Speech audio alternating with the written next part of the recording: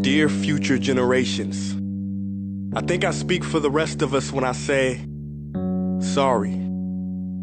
Sorry we left you with our mess of a planet. Sorry that we were too caught up in our own doings to do something. Sorry we listened to people who made excuses to do nothing.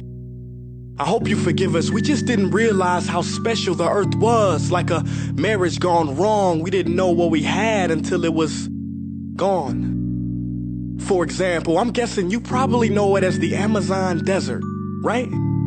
Well, believe it or not, it was once called the Amazon rainforest, and there were billions of trees there, all of them gorgeous. And oh, you don't know much about trees, do you? Well, let me tell you, trees are amazing. I mean, we literally breathe the air they are creating. They clean up our pollution, our carbon. They store and purify water, give us medicine that cures our diseases, food that feeds us, which is why I'm so sorry to tell you that we burn them down. Cut them down with brutal machines, horrific, at a rate of 40 football fields every minute. That's 50% of all the trees in the world gone in the last 100 years. Why? For this. And that wouldn't make me so sad if it weren't so many pictures of leaves on it. You know, when I was a child, I read how the Native Americans had such consideration for the planet that they felt responsible for how they left the land for the next 7 generations. Which brings me great sorrow, because most of us today don't even care about tomorrow. So I'm sorry. I'm sorry that we put profit above people, greed above need, the rule of gold above the golden rule. I'm sorry we use nature as a credit card with no spending limit, overdrafting animals to extinction, stealing your chance to ever see their uniqueness or become friends with them. Sorry we poison the ocean so much that you can't even swim in them.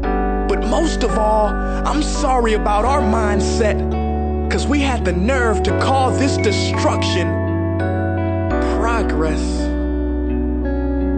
Hey Fox News, if you don't think climate change is a threat, I dare you to interview the thousands of homeless people in Bangladesh. See, while you were in your penthouse nestled, their homes were literally washed away beneath their feet due to rising sea levels.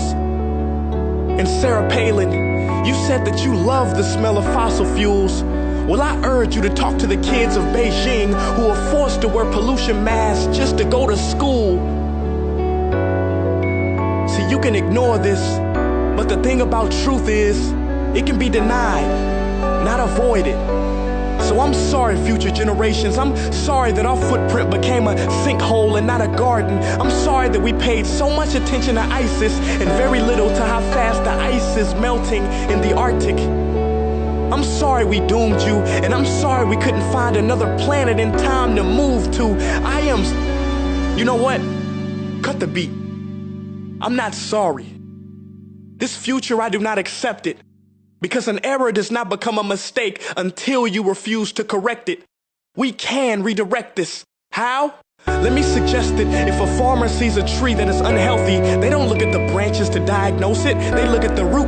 So like that farmer, we must look at the root, and not to the branches of government, not to the politicians run by corporations. We are the root, we are the foundation. This generation, it is up to us to take care of this planet. It is our only home. We must globally warm our hearts and change the climate of our souls and realize that we are not apart from nature, we are a part of nature. And to betray nature is to betray us. To save nature is to save us. Because whatever you're fighting for, racism or poverty, feminism, gay rights, or any type of equality, it won't matter in the least.